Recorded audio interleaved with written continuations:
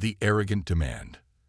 The crystal spires of Zephyr Prime stretched toward three purple suns, their surfaces reflecting the light of a civilization that had ruled the galaxy for over 50,000 years. Within the grandest tower, the Zephyrian Council gathered in their ceremonial chamber, 7 ancient beings whose species had conquered every corner of known space. Their elongated forms, draped in robes of shifting energy, moved with the confidence of those who had never known defeat. High Counselor Zareth, oldest among them, gazed at the holographic display floating above the central dais. The image showed a small blue planet orbiting a yellow star in what they considered a backwater system. For centuries, this world had been beneath their notice, its inhabitants barely capable of interplanetary travel. But recent intelligence reports had changed everything.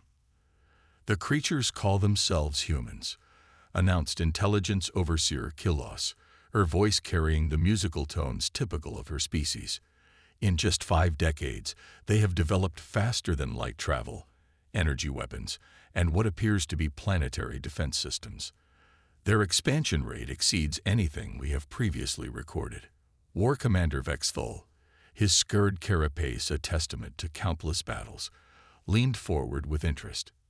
How many worlds do they control now? 17 colonies, with more being established each year, Kylos replied. Their technology appears crude compared to ours, but they adapt and improve at an alarming pace. Most concerning is their military doctrine. Unlike other species we have encountered, they seem to prepare for conflicts that have not yet occurred. High Counselor Zareth's ancient eyes narrowed. Throughout their long reign, the Zephyrian Council had followed a simple pattern. When a species showed potential for disrupting the galactic order, they were given a choice: submit or be destroyed. No species had ever chosen destruction, because none had been foolish enough to believe they could resist the Council's might. Summon Ambassador Xeltar, Zareth commanded. It is time to bring these humans to heel. Ambassador Xeltar was known throughout the galaxy for his diplomatic skills, though his version of diplomacy often involved thinly veiled threats. His ship, the Sovereign's Will, dropped out of hyperspace at the edge of Earth's solar system exactly 1 week later. The massive vessel, nearly 10 kilometers long and bristling with weapons, was designed to intimidate rather than destroy. Its very presence was meant to convey a simple message: resistance was futile. On Earth, Admiral Sarah Chen stood in the command center of Luna Base, humanity's primary military installation built into the moon's far side. At 45, she had already earned a reputation as humanity's finest strategic mind, having led successful campaigns against pirate fleets and hostile alien encounters in the outer colonies. Her dark eyes studied the approaching alien vessel with calm calculation rather than fear. "Admiral, we're receiving a transmission," reported Communications Officer Thompson, his voice tight with tension. "Put it through," Chen replied, her tone steady. The main display flickered to life, revealing the imposing figure of Ambassador Xeltar. His species stood nearly 3 meters tall, with crystalline skin that seemed to capture and reflect light. When he spoke, his voice carried the weight of absolute authority. "Primitive inhabitants of the third planet, I am Ambassador Xeltar of the Zephyrian Council. Your species has drawn our attention through your recent expansion beyond your home system. The Council has decided to extend to you the same offer given to all emerging civilizations. Submit to our rule, and you will be allowed to exist as a client species under our protection." President Marcus Kane, who had been listening from his secure bunker beneath the White House, stepped forward to respond. At 62, Kane had spent his entire political career preparing humanity for this moment. Unlike previous world leaders who had dismissed the possibility of hostile alien contact, Kane had taken the warnings of his military advisors seriously. "Ambassador Xeltar," Kane replied, his voice calm but firm, "humanity appreciates your offer. However, we must respectfully decline. We have no desire to be anyone's client species. We prefer to determine our own destiny." For a moment, silence stretched across the communication channel, Throughout their history, the Zephyrians had never heard these words. Species either begged for mercy or immediately surrendered. This calm refusal was unprecedented. Zeltar's crystalline features darkened. You misunderstand the nature of this communication, human. This was not a negotiation or a request. This was notification of your new status within the galactic order. You have one rotation of your planet to reconsider your position. Refuse again, and you will face the consequences. The transmission ended abruptly, leaving the human leadership in tense silence. Admiral Chen was the first to speak. Mr. President, I recommend we implement Protocol 7 immediately. Kane nodded grimly. Protocol 7 had been developed in absolute secrecy over the past 15 years, ever since humanity's first contact with minor alien species had revealed the existence of the broader galactic community. While diplomats had made peaceful contact with several species, military intelligence had quickly learned about the Zephyrian Council's dominance and their methods of control. Deep beneath the Earth's surface, in installations hidden across every continent, humanity's greatest secret began to activate. Dr. Elena Vasquez, the brilliant physicist who had led the development of humanity's most advanced technologies, stood in the primary research facility buried 3 kilometers beneath the Swiss Alps. Admiral Chen, she reported via secure communication, the quantum disruption network is ready for activation. All satellite platforms are in position, and the colonial defense fleets have been notified. What the Zephyrians did not know was that humanity had been preparing for this day for over a decade. Every colony ship that had left Earth had carried more than just settlers and supplies. Hidden within their holds were components for a massive defensive network that now spanned 17 star systems. The quantum disruption technology developed by Dr. Vasquez could interfere with the energy matrices that powered most advanced alien technologies. On Zephyr Prime, War Commander Vex Thul received his orders with barely contained enthusiasm. The thought of crushing another upstart species filled him with anticipation. His fleet, the largest ever assembled by the Council, consisted of over 2,000 vessels ranging from massive dreadnoughts to swift attack craft. Each ship was crewed by experienced warriors who had participated in dozens of similar campaigns. Commander, reported Fleet Captain Zurl, the invasion force is ready to depart. Intelligence indicates the humans possess approximately 300 combat vessels scattered across their colonies. Their largest ships are roughly equivalent to our light cruisers. Vex Thul's mandibles clicked in what passed for laughter among his species. 300 primitive vessels against our armada. This will not be a battle. It will be an extermination. As the Zephyrian fleet entered hyperspace, heading toward Earth, Admiral Chen stood before the assembled leaders of humanity's military forces. Representatives from every nation and colony participated via holographic link, their faces showing a mixture of determination and grim resolve. Ladies and gentlemen, Chen began, today we face the greatest threat in human history. An alien empire that has ruled the galaxy for 50,000 years demands our submission. They expect us to surrender without a fight, as every other species has done before us. They are about to learn that they have made a fundamental error in judgment. She paused, looking at each face in turn. Humanity has never bowed to tyrants, whether they came from Earth or the stars. We will show the Zephyrian Council that some species refuse to kneel. Operation Prometheus is now active. All units, prepare for combat. Across human space, colonial defense fleets began moving toward predetermined positions. The quantum disruption satellites, disguised as communication relays, powered up their exotic energy cores in shipyards that the Zephyrians believed were simple industrial facilities. Massive blast doors opened to reveal vessels that had been constructed in complete secrecy. Admiral Chen's flagship, the Defiance, was one of 12 super dreadnoughts that humanity had built using technology reverse-engineered from captured alien vessels and improved upon by human ingenuity. These ships were larger and more heavily armed than anything in the public Earth defense fleet, representing the culmination of humanity's military preparation. As reports flowed in from across human space, Chen allowed herself a moment of quiet satisfaction. The Zephyrians had made their first mistake. They had given humanity time to prepare.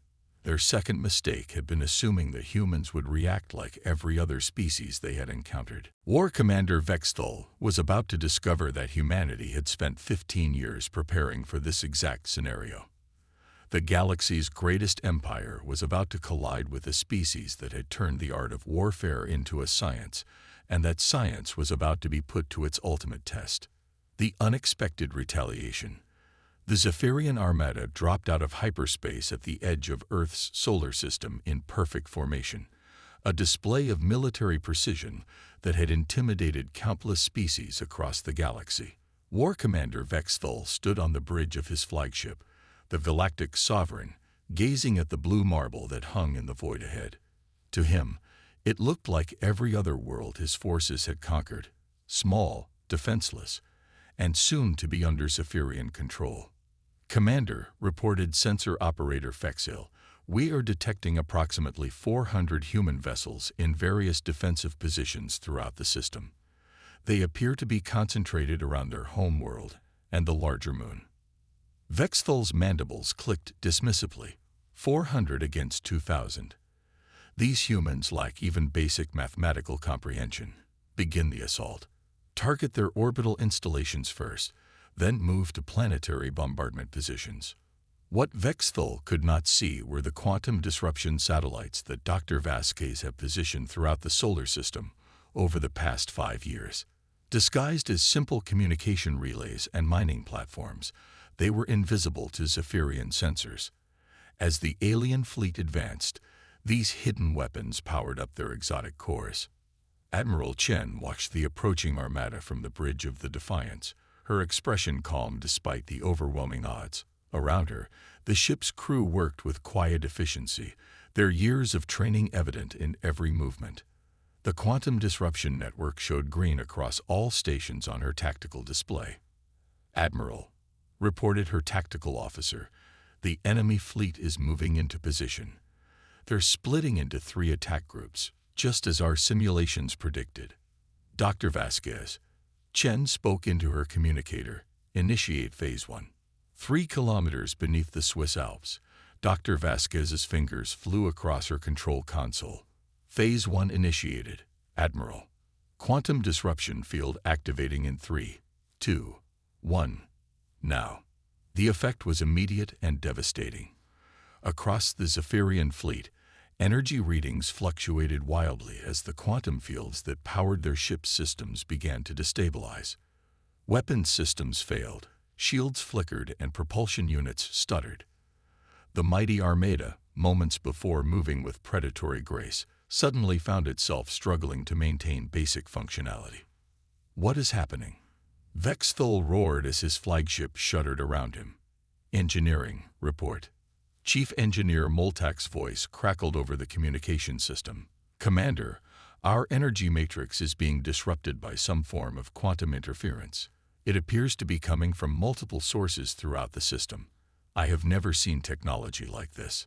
On Zephyr Prime, the Council watched in shock as their sensors showed the fleet's power signatures dropping across the board. High Counselor Zareth's ancient features contorted with disbelief. No species had ever possessed technology capable of affecting Zephyrian systems on such a scale. Admiral Chen chose that moment to reveal humanity's second surprise. All hidden units, to cloak and engage. Operation Prometheus is now fully active. Throughout the solar system, what the Zephyrians had assumed were asteroids and space debris suddenly revealed themselves as heavily armed battle stations. The 12 super dreadnoughts that had been hidden behind the moon moved into attack formation, their massive forms bristling with weapons that incorporated both human innovation and improved alien technology. The Defiance led the charge, its quantum cannons firing concentrated beams of energy that tore through Zephyrian hulls like paper. These weapons, developed specifically to exploit weaknesses in alien shielding technology, proved devastatingly effective against ships already weakened by the disruption field. But Admiral Chen's masterstroke was yet to come. As the Zephyrian fleet struggled to cope with the quantum disruption and the unexpected human fleet, she activated the final phase of humanity's plan. Colonial Command. This is Admiral Chen. Execute Operation Outreach. Across human space, dozens of ships that had been disguised as merchant vessels and exploratory craft suddenly revealed their true nature. These were fast attack ships, equipped with the latest human technology and crewed by veterans of the colonial conflicts. Their targets were not the Zephyrian fleet at Earth, but the Council's home systems. War Commander Vexthul watched in growing horror as his tactical display showed new contacts appearing throughout Zephyrian space. The humans had somehow managed to position attack forces near critical Council worlds, including supply depots, shipyards, and even secondary government facilities. "This is impossible," he muttered. "How could they have reached our systems without our knowledge?" The answer lay in humanity's greatest advantage: their ability to think beyond conventional warfare. While the Zephyrians had focused on building the largest, most powerful fleet possible, humans had developed stealth technology, quantum tunneling drives, and infiltration tactics that allowed small, fast ships to bypass traditional detection methods.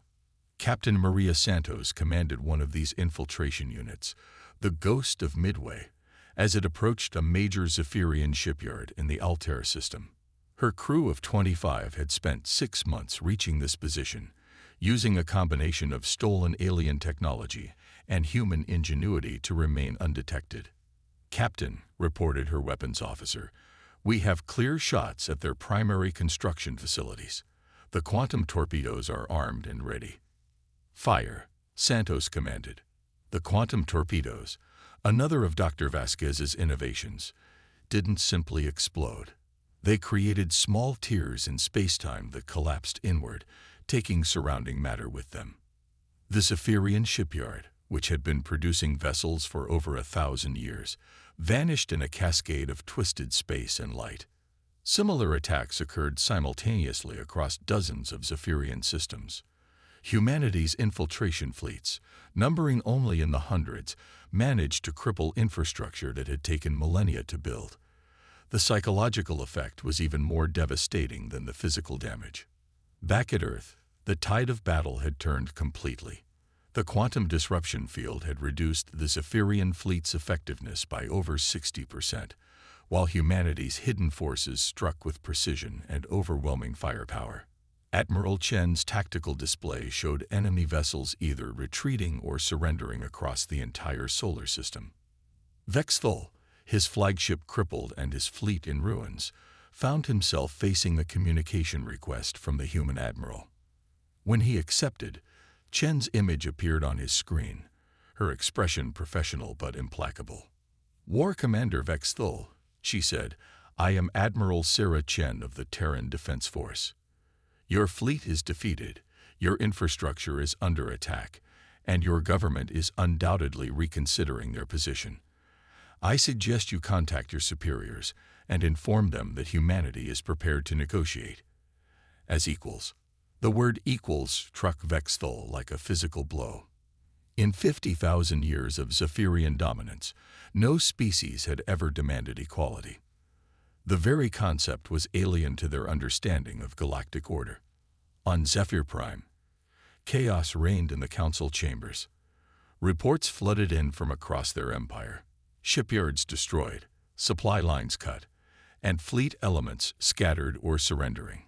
High Counselor Zareth, for the first time in his millennia-long life, faced the possibility of defeat.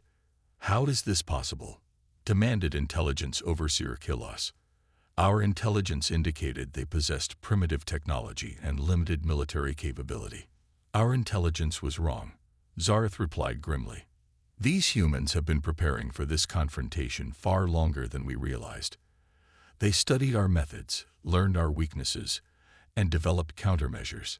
We treated them as just another primitive species to be conquered. Instead, we face an enemy that has turned our own arrogance against us." The final phase of humanity's strategy became clear over the following hours. Rather than simply defending Earth, Admiral Chen had orchestrated a galaxy-wide campaign that struck at the very foundations of Zephyrian power. Human forces didn't just fight back. They fought smart, targeting critical infrastructure while avoiding heavily defended positions. President Kane, speaking from the secure bunker that had become humanity's de facto diplomatic center, addressed the galaxy via hijacked Zephyrian communication networks. His words, translated into hundreds of alien languages, reached every corner of known space. To all species currently under Zephyrian control, Kane began, today has shown that the Council's power is not absolute. Humanity stands ready to assist any species that wishes to reclaim their independence. The age of the Zephyrian Empire is ending. The age of galactic freedom has begun. Within hours, rebellions erupted across dozens of worlds. Species that had submitted to Zephyrian rule generations ago suddenly found the courage to resist. The Council's empire, built on the assumption of unquestioned dominance, began to crumble as their greatest weakness was exposed. They had never prepared for a coordinated, intelligent resistance. The war that the Zephyrian Council had expected to last days stretched into months, but the outcome was never in doubt after that first devastating engagement. Humanity's combination of technological innovation, strategic thinking, and sheer determination proved superior to the Zephyrians' reliance on brute force and intimidation. The Treaty of New Geneva, signed aboard Admiral Chen's flagship 6 months later, established humanity not as a client species, but as the leading power in a new galactic federation. The Zephyrian Council, stripped of their empire but allowed to retain their home systems, learned a lesson that echoed across the stars. Never underestimate a species that has spent its entire history fighting against impossible odds. Dr. Vasquez, whose quantum disruption technology had made victory possible, stood beside Admiral Chen as they watched the last Zephyrian battle fleet surrender. "Admiral," she said quietly, "they made one critical error in their calculations." "What's that?" Chen asked. "They assumed that because we were young, we were weak. They forgot that young species have one advantage over ancient ones. We haven't learned that some things are impossible. The galaxy would never be the same." The Terran Empire's victory proved that intelligence, determination, and the willingness to think beyond conventional limits could overcome even the most established power. And in the depths of space, other young species looked to the stars with new hope, knowing that the age of tyranny was ending and the age of freedom had begun.